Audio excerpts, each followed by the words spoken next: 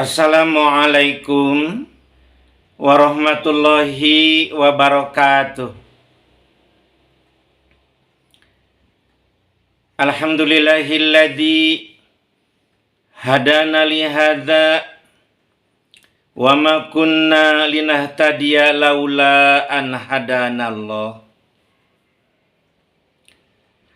Walhamdulillahilladzi arsala rasulahu bil huda wa dinil haqq liyuzhirahu 'ala dini kullihi wa kafa billahi syahida.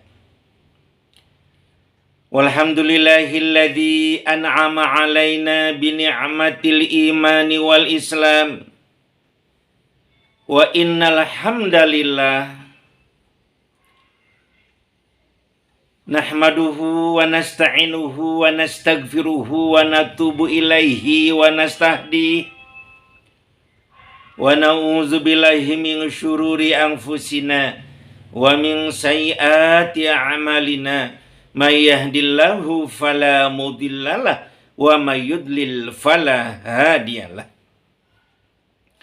Walhamdulillahilladzi hamdan katsiran kama amara. Asyhadu an la ilaha illallah wahdahu la syarikalah fi rububiyyatihi wa mulkiyatihi wa uluhiyatihi. Wa asyhadu anna Muhammadan abduhu wa rasuluhu la nabiyya ba'dah. Amma ba'du. Para pendengar dimanapun Anda berada, ada salah seorang pimpinan cabang ulul albab yang bertanya kepada Buya, "Buya, apa solusi bagi kita-kita ini yang mana usia 40-an juga sebelum 50 sudah sakit-sakitan, terlebih lagi usia 60-an sudah sangat mengurangi aktivitas kami ini. Sementara Buya," kata pimpinan cabang itu, "baginda Rasul, meskipun beliau sudah usianya 50 tahun lebih, tetapi bagaimana baginda Rasul masih istilahnya itu kuat, bahkan sukses menjalankan ghazwah sampai 27 kali ghazwah." Ghazwah yang mengingatkan adalah perjuangan baginda Rasul dengan para sahabat saat itu, bagaimana berdakwah dengan lemah lembut, dengan kasih sayang, menyampaikan al-Islam. Sehingga banyak sekali kaum muslimin, istilahnya itu banyak sekali orang-orang kafir maksudnya, yang masuk kepada agama Islam. Sehingga mereka menjadi seorang muslim atau muslimah. Namun setelah mereka jadi seorang muslim dan muslimah, kaum musyrikin, munafikin, kafirin, fasikin terus mengganggu. Bahkan sampai ada yang membunuh kaum muslimin. Nah, kemudian kaum muslimin itu meminta tolong kepada baginda Rasul. Maka baginda Rasul menolong mereka dengan mendatangi daerah atau wilayah di mana kaum muslimin diganggu itu. Itu namanya ghazwah. Sangat jauh berbeda dengan pengertian istilahnya itu ekspansi. Tidak ada sedikit pun maksud ekspansi. Dalam arti memperluas wilayah kekuasaan. Bagi seorang muslim, apalagi baginda Rasul, tidak berkepentingan ekspansi itu mau luas, mau tidak, mau sempit, mau luas, dakwah terus jalan. Untuk apa suatu negara punya kekuasaan atau wilayah yang luas tetapi tidak ada dakwahnya? Dan semuanya kita paham betul Semuanya mustakhlafin fi. Manusia ini dan jin dititipi oleh Allah. Karena lillahi ma fis samawati wa ma fil ardh. Semuanya langit dan bumi dan isinya itu kepunyaan Allah. Tidak ada maksud bagian Rasul ekspansi. Adapun makin luas wilayah kekuasaan Islam pada saat itu, ya masyarakat yang bersangkutan di wilayah tersebut istilahnya itu ingin merubah hukum yang ada di sana, hukum tagut, hukum kafir, hukum musyrik, diganti dengan hukum Islam. Itu sesuatu yang wajar. Sesuatu yang wajar, keinginan memperjuangkan sesuatu yang memang isme, bahkan bukan lagi isme, ini adinul Islam yang memang dititipkan oleh Allah Subhanahu wa taala sejak makhluk ini ada di zaman jin sampai manusia kita ini begitu. Luar biasa para pendengar, itu baginda Rasul 27 ghazwah, usia lebih dari 50, bahkan lebih dari 52 tahun. Luar biasa. Nah, Ustadz pimpinan cabang itu, cabang Ulul Albab bertanya, bagaimana Buya solusinya agar kita ini, ya tidak mungkin kan Buya ya, sama dengan baginda Rasul. Betul, beda baginda Rasul. Para nabi itu beda dengan kita. Tapi secara basyariahnya, kemanusiaannya, bisa juga dipelajari. Bagaimana fisik kita, non fisik kita gitu ya. Kekuatannya ya tidak separah sekarang ini. Baik, Buya akan mulai memberikan solusi supaya makin sepuh gitu ya. Bahkan makin bertambah agendanya. Makin sepuh, makin kuat secara ruhiyahnya, meskipun fisiknya tidak sekuat lagi muda.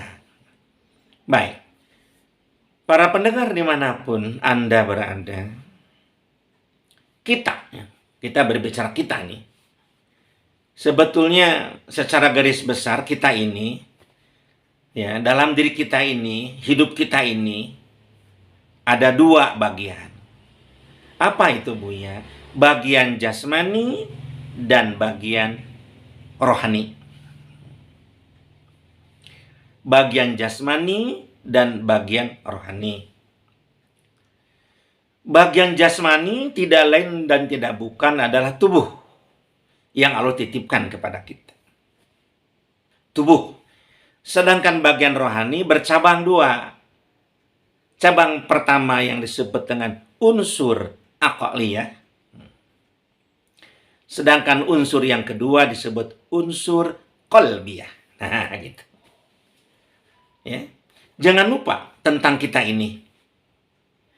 Jasmani dan ruhani. Jasmani tidak lain dan tidak bukan hanya tubuh semata. Adapun yang namanya rohani cabang dua, yang disebut dengan unsur akliyah dan unsur qalbiyah. Insya Allah kita akan bahas satu persatu tentang ini. Baik, kita mulai dengan jasmani, yaitu tubuh kita. Dari mulai embun-embunan kepala kita sampai telapak kaki kita. Itulah tubuh kita. Tentu dalam hal ini kita berbicara masukan, berbicara tentang pengelolaan, dan berbicara tentang ekskresi atau pengeluaran.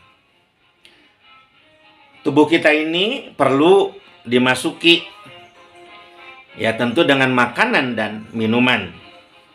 Kemudian setelah masuk makanan minuman ke tubuh kita, perlu ada pengelolaan yang disebut dengan metabolisme. Kemudian yang terakhir yang disebut dengan pengeluaran, yang disebut dengan ekskresi. Itu saja. Nah, menyangkut tentang masukan ke dalam tubuh kita, a'udzubillahi minasyaitonirrajim. Bismillahirrahmanirrahim. Ya ayuhan nasu kulu mimma fil ardi halalan thayyiba wala tatabi'u khutuwati syaiton innahu lakum aduwwum mubin. Shadaqallahul adzim. Wahai manusia, makanlah yang ada di bumi ini yang halal dan baik. Dan ingatlah, janganlah kalian mengikuti langkah-langkah setan, karena setan itu musuh yang nyata bagi kalian. Allah Subhanahu wa taala di dalam Al-Qur'an surat 168 ini ya menyuruh kepada kita supaya badan kita ini sehat, tentu makan, tentu minum juga sekaligus. Inklusif di dalamnya. Makan dan minum. Makanan minuman yang apa, Bu ya? Halal dan baik. Bukan saja baik, bergizi, bermineral, ya.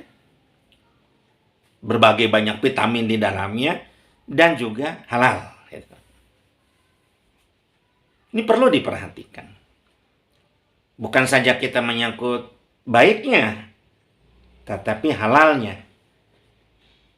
Kemudian mengapa Allah di akhir ayat menyampaikan wala tattabi'u khutuwatis syaitan innahu lakum aduwwum mubin. Janganlah kalian mengikuti langkah-langkah setan karena setan itu musuh yang nyata bagi kalian. Godaan kita untuk mendapatkan yang halal begitu sangat luar biasa digoda setan. Tidak sedikit orang punya kesimpulan karena sudah payahnya mencari yang halal. Karena ketidaksabarannya, kurang imannya begitu. Sehingga mereka, nggak apa-apa ya, haram juga. Itu sudah celaka. Sini juga orang bilang, jangankan yang halal. Yang haram pun juga susah, astagfirullahaladzim. Astagfirullahaladzim, astagfirullahaladzim. Itu tanda keputusasaan. Banyak yang halal. Sedikit yang haram. Yang halal itu banyak.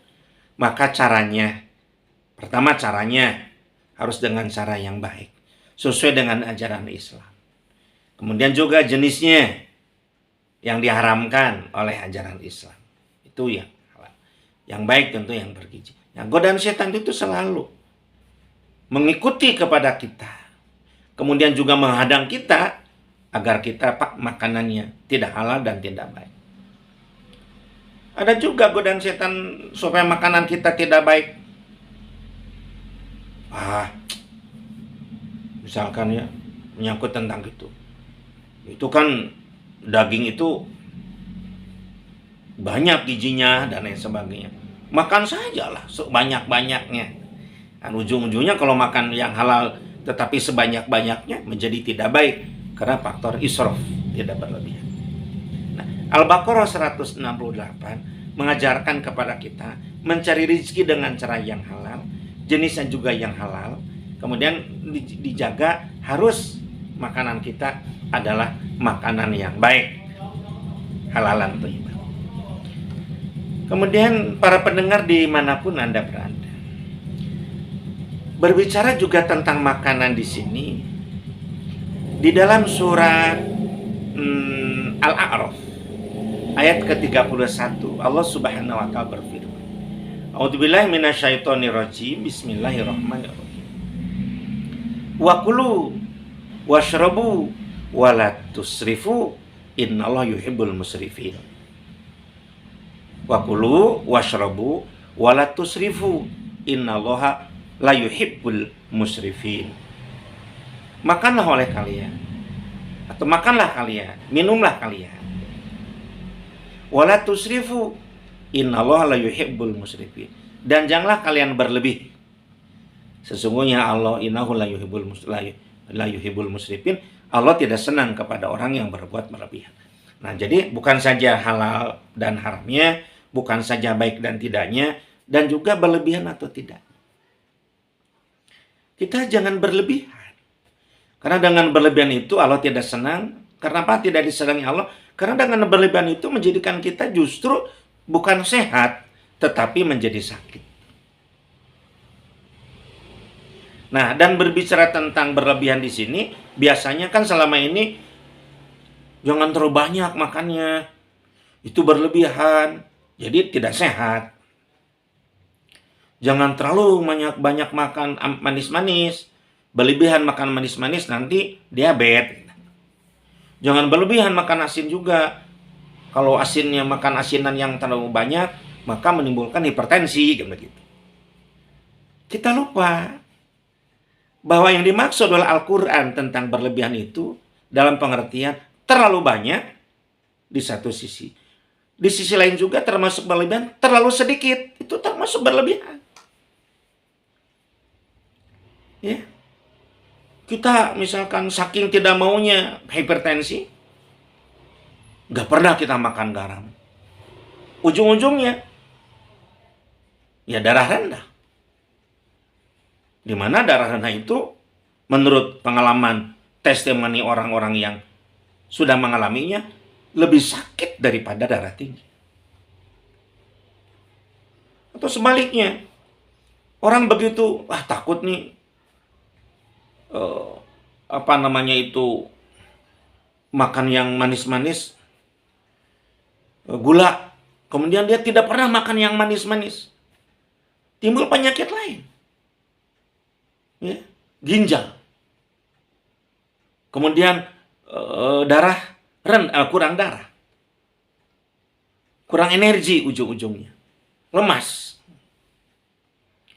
ya. Jadi kita makan dan minum proporsional, sesuai yang kita atur sendiri dan kita rasakan. Contoh, berbicara tentang minum. Wah, kita banyak sekali minum, takut ginjal. Setelah banyak minum kembung. Perut juga agak berat. Pas dilihat, air kencing kita itu bukan bening lagi. Sudah lebih dari bening, putih jadinya. Putih, tidak ada kuning sedikit pun. Wah, itu kelebihan air dalam tubuh kita. Ya, atau sebaliknya, kurang minum, otomatis itu. Warna air kencing kita mungkin kemerah-merah. Jadi, wa kulu washrabu wa la tusrifu. Ya, innahu la yuhibbul musrifin. Janganlah berlebihan terlalu banyak dan janganlah berlebihan terlalu sedikit. Ada orang yang katanya diet, tidak mau badannya terlalu gemuk. Dia betul-betul meninggalkan makanan. Ujung-ujungnya sakit dan diimpus ke rumah sakit. Nah, Allah Subhanahu wa taala di dalam Al-Qur'an surat Al-A'raf ayat 31 sudah mengingatkan 14 abad yang lalu. Bahkan sebelumnya mungkin di ajaran para nabi, baik dalam Taurat, Injil, Zabur dan sebagainya, suhuf para nabi. Ya. Berikutnya yang Buya sampaikan berkenaan dengan makan dan minum ini. Berbicara tentang tubuh ini. Apalagi Buya? A'udzubillahi minasyaitonir rajim. Bismillahirrahmanirrahim. Wa ja'alna naumakum subata wa ja'alna al-laila libasa wa ja'alna an-nahara ma'asha. Al-Quran surat An-Naba ayat 9, 10, dan 11.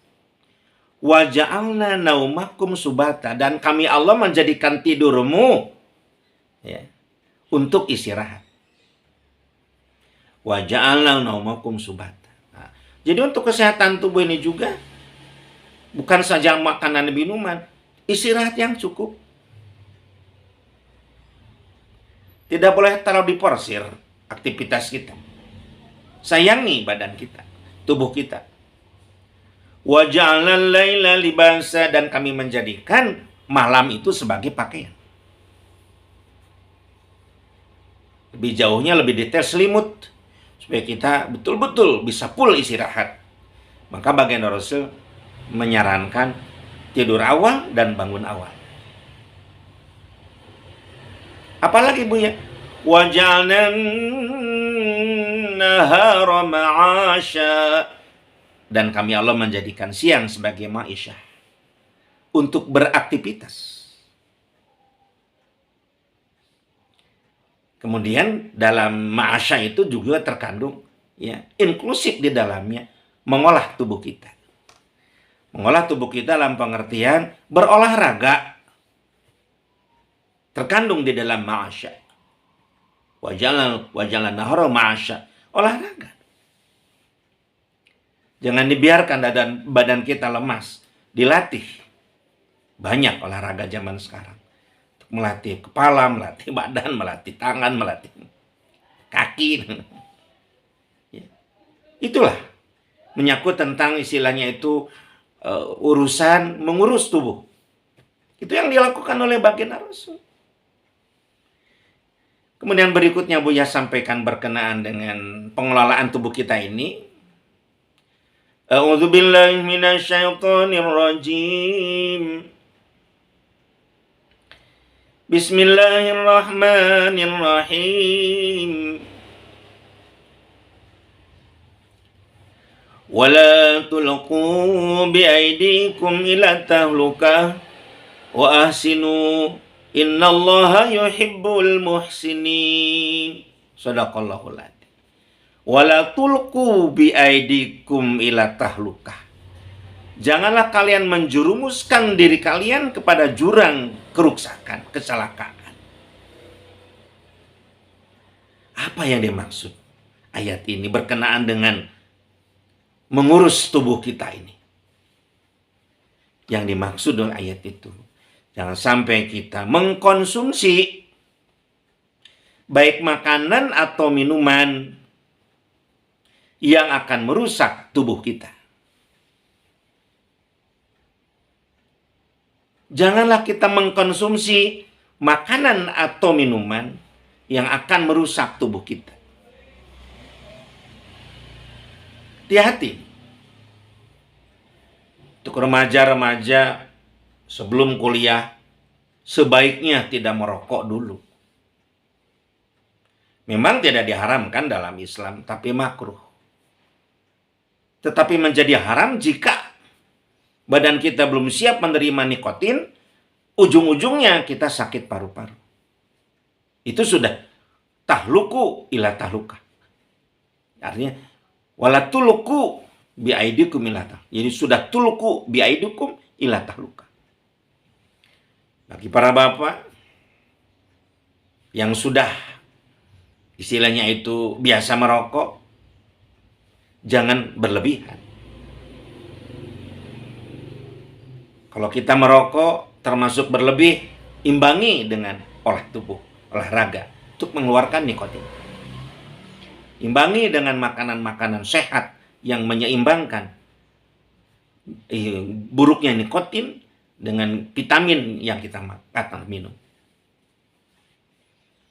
Obat-obatan terlalu banyak dikonsumsi, terlebih lagi obat-obatan yang bukan resep dokter, hati-hati itu. Kita sudah meracuni tubuh kita kalau banyak minum atau mengkonsumsi obat-obatan yang berlebihan. Baik itu herbal ataupun memang yang sifatnya kimiawi.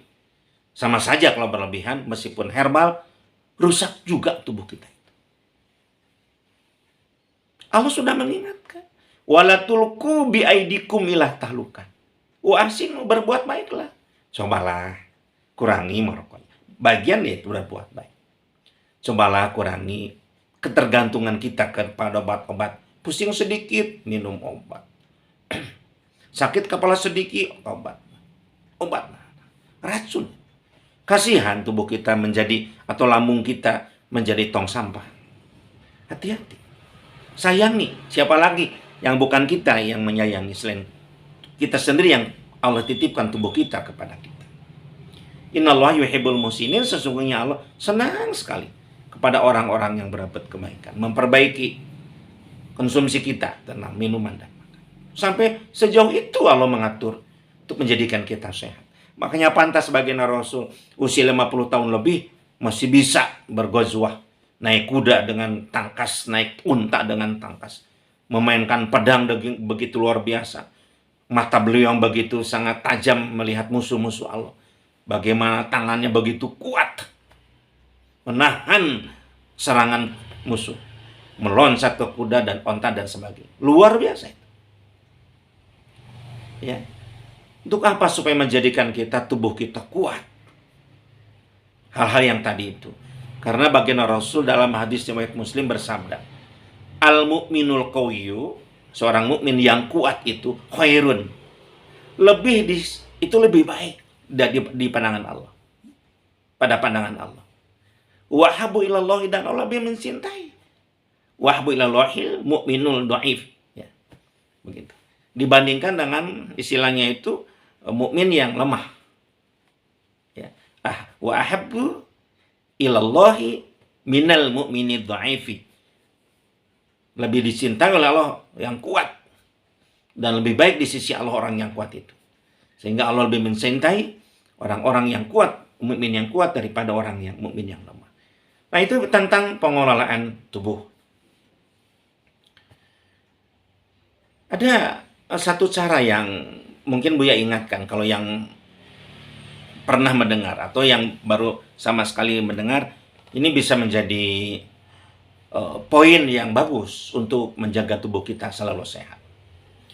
Apa yang dilakukan oleh kita, dan ini adalah cara baginda Rasul. Kalau kita sakit gigi, kita sejenak berdiam.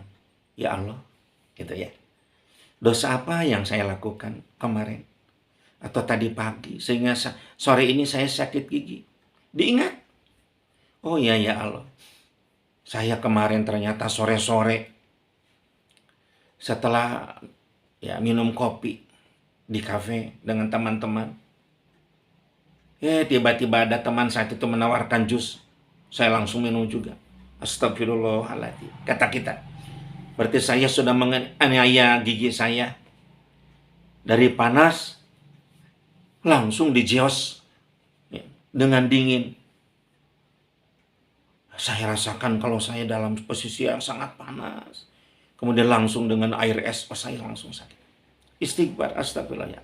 Tidak akan mengulangi itu lagi saya. Saya suka gigi saya sehat. Saya sayang kepada gigi saya.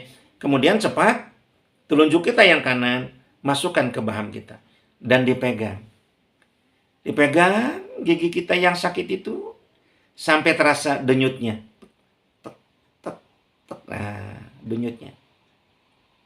Ya Allah. Nah, langsung kita Allahumma rabbanas adibil ba'sa, ya Allah ishfi Allah ishfi anta syafi la shifa illa shifauka shifa la yughadiru saqama. Ya Allah, la ba'san tahurun insyaallah. A'udzu bi izzatillahi wa qudratihi min syarri ma ajidu wa uhadiru. Begitu. Supaya tidak keterusan sakitnya. Atau misalkan sakit yang lain, kita ambil di lambung misalkan. Ya Allah, pas saya makan kok sakit. Pas enggak makan, lapar. Pas dimasuki makanan sakit. Berhenti sejenak. Ya Allah, kenapa bisa terjadi begini? Gini loh, dosa apa yang saya perbuat ya Allah kepada perut saya, kepada lambung saya? Itu bicara kita kepada Allah. Diingat, sudah beberapa hari memang ada isyarat, ya Allah. Dia sakit dulu, sakit hilang. Pernah juga sampai saya nyelak dari lambung saya, itu. Tapi saya tidak ya Allah. Ternyata saya selama ini lambat makan, membiarkan lambung saya kosong. Pada saat kosong langsung minum yang dingin-dingin. Jadi lambung ini protes kepada saya sepertinya. Langsung astagfirullahaladzim, ya Allah. Saya tidak akan lagi berbuat itu. Saya sayang sekali kepada perut saya, lambung saya. Pegang. Allahumma rabbanas adibil bas. Ishfi Allah, ishfi anta syafi. La shifa illa shifauka ya Allah. Shifa ala yughadiru saqama la ba'san tahurun insyaallah. A'udzu bi izzatillahi wa qudratihi min syarri ma ajidu wa uhadiru. Begitu. Tidak sampai di sana. Ya Allah, kata kita, kan perut saya kemarin-kemarin itu kosong. Saya membiarkan. Berarti saya ini harus makan sedikit-sedikit supaya udara yang ada di perut saya yang mengganti harus oleh makanan tetapi udara dikeluarkan. Siapkan biskuit. Sedang belajar, sedang di mana, makan sedikit supaya masuk. Jangan sekaligus, dia sakit. Karena nanti udara bertabrakan dengan zat padat. Keluar sedikit-sedikit udaranya. Sudah menggunakan. Dan akhirnya normal lagi. Seluruh penyakit yang kita rasakan, lakukan seperti itu dulu. Jangan eksekusi dokter terus. Nanti dulu. Karena dalam diri kita juga ada obat diri. Introspeksilah kita. Berdoalah kita kepada Allah Subhanahu wa Ta'ala. Ya. Itu dalam rangka menjaga tubuh agar tubuh kita ini selalu segar. Ya. Para pendengar dimanapun Anda berada. Kemudian yang kedua adalah yang disebut dengan rohani. Rohani dibagi dua, yang disebut dengan unsur akliyah dan unsur kolbiyah. Nah, perlu juga diketahui oleh saudara-saudara, terutama yang bertanya dari salah satu pimpinan cabang ulul albab, bahwasannya gitu ya, unsur akliyah dan kolbiyah ini sangat betul-betul berdekatan, berikatan, menyambung gitu dengan unsur jasmani. Artinya begini, kalau akliyah kita sakit dan kita biarkan tidak menyembuhkannya, otomatis imbasnya kepada badan kita juga sakit, tubuh kita juga sakit, dan bukan saja kepada tubuh, juga kepada kolbun juga kita sakit. Berikutnya juga sama, kalau kolbiyah kita sakit dan kita biarkan penyakit itu ada, berdiam diri di hati kita, kolbiyah kita, kolbun kita, maka fikriah juga, cara berpikir kita juga rusak, termasuk tubuh kita juga akan rusak. Nah, maka pada kesempatan ini Buya menyampaikan perlu diperhatikan berkenaan dengan ruhani, unsur akliyah. Berbicara tentang akliyah, unsur akliyah di dalam namanya itu ruhani kita. Bukan akliyah dalam pengertian otak, beda, itu otak secara fisik, beda lagi pembahasannya. Termasuk kalau bukan berarti liver, hati, bukan. Itu urusannya tentang tubuh, penyakit liver. Itu juga penyakit otak, beda lagi. Apakah itu ada cairan di otak, atau benturan otak, geger otak, itu memang masalah tubuh. Tapi akliyah itu menyangkut tentang ruhiyah daripada otak itu sendiri. Itu ada 3 sebetulnya. Yang pertama disebut aklun nazifun. Yang kedua aklun salimun. Dan yang ketiga yang disebut dengan aklun sofiyun. Masing-masing punya karakteristik. Masing-masing punya masukan, pengolahan, dan pengeluaran, kira-kira begitulah tentang akliyah juga. Yang pertama, Buya sampaikan sebelum membahas tentang aklun nazifun, aklun salimun, dan aklun sofiyun, berbicara tentang pikiran ini memang perlu dikelola. Pikiran kita ini perlu diurus, diperhatikan, dibina. A'udzubillahi minasyaitonirrajim. Bismillahirrahmanirrahim. Afala tatafakkarun. Begitu ayat Al-Quran. Apakah kalian tidak berpikir? Afala tatafakkarun. Dengan adanya ayat afala tatafakkarun, mengingatkan kepada kita bahwa akal kita ini harus dikelola. Gitu. Tidak bisa seenaknya kita berpikir. Ada aturan-aturannya, teknisnya.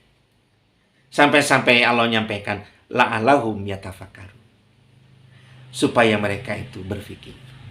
Karena kalau orang-orang yang berpikir itu ya akan menjadikan sehat akalnya, sehat kolbinya, dan sehat tubuhnya. A'udzubillahi minasyaitonirrajim. Bismillahirrahmanirrahim. Wa yatafakkaruna fi khalqis samawati wal ardh wa ikhtilafil laili wan nahari la ayatil liulil albab. Salah satu ciri orang-orang ulul albab, salah satu ciri orang-orang ulul albab arti yang berpikir, maka mereka berpikir tentang kejadian alam semesta ini. Pergantian siang dan malam dan seterusnya. Baik, kita mulai dengan aklun nazib. Apa Buya itu aklun nazib? Akal yang bersih. Sesuai dengan namanya, akal yang bersih, bersih dari kotoran-kotoran. Bersih dari jorok-jorok. Bersih dari debu-debu yang menjadikan kotor akal kita itu. Apa Buya yang dimaksud dengan aklun nazifun? Pikiran yang bersih, yang jauh dari pikiran-pikiran jorok. pikiran-pikiran syahwati, pikiran-pikiran yang rendah dan hina. Buang semuanya. Karena pikiran-pikiran jorok, hayalan-hayalan syahwati lah, betul-betul itu godaan setan supaya akal kita ini kotor. Pertahankan. Kalau ada pikiran-pikiran kotor, cepat istighfar. Nauzubillah min dzalik, ya Allah, astagfirullah. Buang, istighfar. Kalau masih ada, bawa Quran, baca. Lari itu pikiran-pikiran kotor seperti itu. Pikiran-pikiran yang hina, yang rendah. Pikiran tentang seksualitas. Terlebih lagi di zaman sekarang, begitu sangat mudah mengakses pornografi. Kita mesti banyak beristighfar kepada Allah Subhanahu wa Ta'ala. Hindari pikiran kotor itu. Jadikan pikiran kita yang disebut dengan aklun nazif. Kedua, derajat lebih tinggi. Buang itu, kekotoran itu. Langsung naik tingkat kepada aklun salim. Akal yang selamat. Menyangkut diri kita. Yang disebut dengan muhasabah. Berpikir, ya Allah, saya ini berada di muka bumi ini.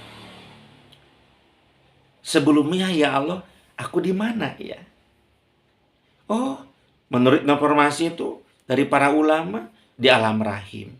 Tapi kan sebelum di alam rahim, di mana ya? Oh, alam ruh. Kapan Allah membuat ruh saya? Begitu. Oh, saya ini datang dari Allah. Sekarang sedang di bumi Allah.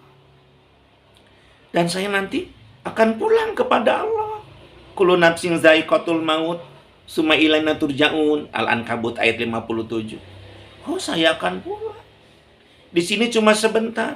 Hanya seberang mampir saja. Berarti saya harus mempersiapkan bekal, bawa bekal yang banyak untuk pulang kepadamu ya Allah. Itu yang sebutkan aqlun salimun. Akal yang menjadikan kita selamat. Ada lagi yang lebih tinggi. Wah, luar biasa ini. Aqlun sofiyun. Akal yang jernih, akal yang murni, minggir kehinaan-kehinaan, kejorokan-kejorokan, kerendahan, minggir ketakaburan, minggir lupa kepada Allah, dan muncul aklun sofiyun. Ya Allah, Allah berfirman dalam Al-Quran, A'udzubillahi minasyaitonirrajim. Bismillahirrahmanirrahim. Wa ma khalaqtul jinna wal insa illa liya'budun. Tidaklah kami menciptakan jin dan manusia untuk beribadah. Oh, berarti saya harus beribadah. Ya Allah, begitu rendah, begitu kurang, begitu kecil ilmu saya. Saya ingin menjadi seorang pejuang, menyebarkan Islam. Saya ingin menjadi orang yang fiqh fiddin, ya Allah. Ini aklun sofiyun. Fiqh fiddin, paham agama, ya Allah. Menyebarkan Islam, mendakwahkan Islam. Karena sadar kalau saya tidak ada yang dakwah dulu ke negara saya. Baginda Rasul hanya berdiam misalkan berdakwah di Timur Tengah, di Makkah khususnya Madinah. Saya tidak akan menjadi seorang muslim. Saya akan betul-betul, ya Allah, berislam secara kafah. Saya akan betul-betul berdakwah, ya Allah, istiqomah. Luar biasa. Aklun sofiyun. Orang-orang yang sudah punya aklun sofiyun sudah bisa dipastikan akan jarang sakit. Semuanya mental penyakit-penyakit itu. Karena orang itu sudah punya akal yang sofi, akal yang jernih, sehingga penyakit-penyakit minggir. Kecuali kalau Allah sudah mentakdirkan. Kecuali Allah takdirkan sakit karena sukanya kepada kita untuk menguji kekuatan kita. Kita terima. Ya Allah, Engkau yang memberikan penyakit, Engkau juga yang menyembuhkan. Itu kan kata-kata Nabi Ibrahim alaihissalam yang mendapat gelar Abul Anbiya, bapaknya para nabi. Khalilullah, kekasih Allah. Itulah unsur pertama daripada rohani. Sekarang yang terakhir Buya bahas yang disebut dengan unsur yang kedua dari rohani tersebut, qalbiyah. Qalbiyah. Qalbiyah pun terbagi 3 yang disebut dengan qalbun salim. Yang keduanya disebut dengan qalbun munib. Yang ketiga yang disebut dengan qalbun mutmainnah. A'udzubillahi minasyaitonir rajim. Bismillahirrahmanirrahim. Illa man atallaha biqalbin salim. Bismillahirrahmanirrahim. Man khasya rahmana wa ja'a biqalbin munib. Bismillahirrahmanirrahim. Ya ayyatuhan nafsul mutmainnah irji'i ila rabbiki radiyatan mardiyah fadkhuli fi ibadi wadkhuli jannati. Sadaqallahul adzim. Itulah dalil-dalil qalbun salim, qalbun munib, dan qalbun mutmainnah. Apa Buya qalbun salim? Hati yang selamat. Ilaman atallah biqalbin salim. Orang yang nanti di akhirat datang kepada Allah dengan hati yang selamat. Apa Buya hati yang selamat itu? Hati yang betul-betul selalu ingat kepada Allah. Hati yang selalu berzikir kepada Allah. Ingat siapa kita ini. Berzikir qalbun salim. Menghindari perasaan-perasaan yang sebetulnya tidak perlu dibesar-besarkan. Perasaan yang sebetulnya harusnya hilang, tidak dibesar-besarkan. Sebaliknya, kebalikan daripada qalbun salim, hati yang kotor, hati yang tidak menyelamatkan, hati yang selalu mengantarkan godaan-godaan setan lebih. Ini kan perasaan aku nggak enak ini. Ya kan Mbak, sudah minta maaf. Ya lepas dari minta maaf dan tidak minta maaf. Yang jelas hati saya sudah tersakiti. Saya akan berdoa kepada Allah, dia celaka. Kan sudah minta maaf, Mbak. Dan ini bukan masalah hukukul adami, masalah salah kata. Orang yang qalbun salim, wal kaziminal ghaiza wal 'afina 'anil nas. Tidak berat memaafkan orang lain. Ya, dan tidak malu meminta maaf kepada orang lain. Qalbun salim. Illa man atallaha biqalbin salim. Berikutnya yang kedua yang disebut dengan qalbun munib. Artinya hati yang selalu menyadari kita ini akan kembali kepada Allah. Semuanya permasalahan dimunibkan kepada Allah. Dimunibkan kepada akhirat. Dapat ujian yang berat, hati munib, ya Allah, aku terima ujian. Saya ingin mempunyai hati yang munib, semuanya kembalikan kepadamu. Saya sudah berikhtiar banyak, tetapi ujung-ujungnya begini. Saya terima dan pasrah. Munib itu. Man khasya rahmana bil ghaibi, orang yang takut dengan Allah. Padahal mereka tidak biasa melihat Allah. Waja'a biqalbin munib. Dia datang kepada Allah dengan hati yang kembali. Menerima dan pasrah apapun yang terjadi. Setelah kita ikhtiar, ujung-ujungnya adalah tawakal kepada Allah. Yang terakhir yang disebut dengan qalbun mutmainnah. Hati yang tenang. Kenapa tenang? Karena hati ini sudah membuang penyakit-penyakit hati. Kan ada 7 penyakit qalbiyah yang sudah dibuang oleh hati mutmainnah. Apa itu? Hasud. Apalagi Buya? Takabur. Apalagi Buya? Riya. Apalagi Buya? Ujub. Apalagi Buya? Bakhil. Apalagi Buya? Sum'ah. Dan terakhir, hubud dunia. Itu 7 penyakit hati itu sudah dibuang oleh nafsu mutmainnah. Sampai oleh Allah diajak masuk surganya. Mendapat ridhonya. Ya ayyatuhan nafsul mutmainnah. Tuh. Irji'i ila rabbiki radiyatan maradiyah. Fadkhuli fi ibadi wadkhuli jannati. Bersih dari kotoran-kotoran penyakit hati. Tidak pernah hasud kepada orang lain. Orang lain maju, senang, bahagia. Mungkin itu sudah miliknya, aku belum ditakdirkan. Orang yang selalu istilahnya itu menghindari rasa hasud. Tidak takabur. Berbuat sombong, takabur. Melawan aturan-aturan Allah, merasa paling benar.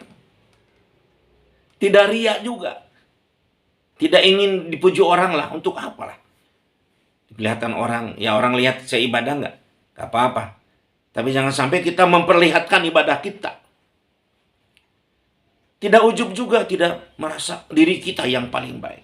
Yang lain itu bodoh, yang lain itu miskin, yang lain itu misalkan tertinggal dan sebagainya. Tidak bakhil. Menjadi orang yang dermawan. Karena kebakhilan itu bagian daripada penyakit qalbi. Dia paham wa ma anfaqtum min syai'in fahuwa yukhlifu. Apapun yang diinfakkan di jalan Allah, fahuwa yukhlifu, maka Allah akan menggantinya. Luar biasa. Kemudian dia tidak istilahnya itu hubud dunia. Tidak bakhil, tidak hubud dunia. Mencintai dunia yang berlebihan. Dan tidak sum'ah. Tidak supaya kebaikan dan sebagainya itu bisa didengar oleh rakyat. Diperdengarkan kepada yang lain. Tidak. Para pendengar, dimanapun Anda berada, itulah yang Buya sampaikan. Berbicara tentang solusi supaya usia kita di atas 50, bahkan di atas 60, masih fit, masih kuat, masih hebat menghadapi tantangan hidup ini, di mana kita begitu banyak tugas untuk menyampaikan al-Islam dengan baik dan benar kepada manusia pada umumnya. Terima kasih banyak atas perhatian dan mohon maaf atas kekurangan dan kekhilafan Buya. Yang benarnya dari Al-Quran dan Al-Hadis, yang salahnya dari hawa nafsu Buya sendiri. Terima kasih. Wabillahi taufiq wal hidayah, waridho wal inayah. Assalamualaikum warahmatullahi wabarakatuh.